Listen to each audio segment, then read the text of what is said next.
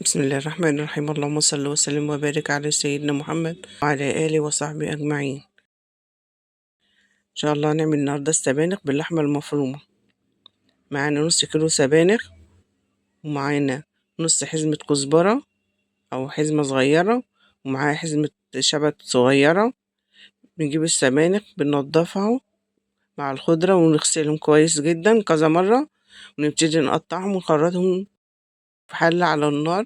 بنجيب بصلتين وسط ونبتدي نقلبهم لحد ما يصفروا، وننزل عليهم معلقة كبيرة توم مع معلقة كبيرة كزبرة ناشفة، ونبتدي نقلبهم مع بعض لحد البصل ما يدبل. بنجيب حوالي ربع من اللحمة المفرومة، ده طبق نص كيلو، هناخد نصه يعني يعتبر حوالي ربع كيلو، ونبتدي نقلبهم لحد لون اللحمة ما يتغير ويبقى بالشكل ده. نبتدي ننزل عليهم بالطماطم، دي كانت طماطم عندي مجمدة في الفريزر، حطيتها وحطيت عليها حوالي كوبايتين مية مغليين.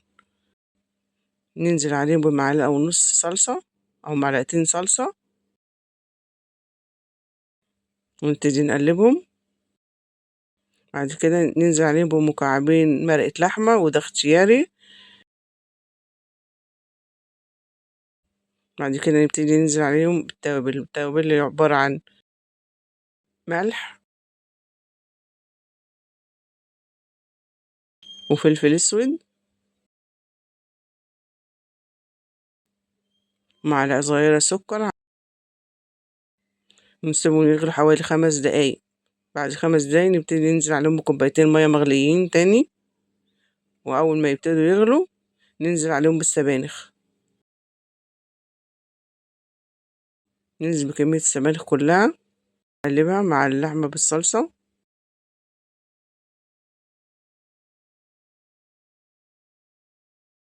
5 دقايق، النار عالية. بعد كده نخلي النار متوسطة، نحط معاهم قرن فلفل وده اختياري، لو مش حابين ما تحطوهوش. ونبتدي نقلبها تقلبتين ونغطي عليها ونسيبها على نار متوسطة لحد ما تستوي. نص كيلو سبانخ عملنا عليها ربع كيلو لحمة مفرومة، طعمها باللحمة المفرومة جميل، جربوها هتعجبكم. ألف هنا.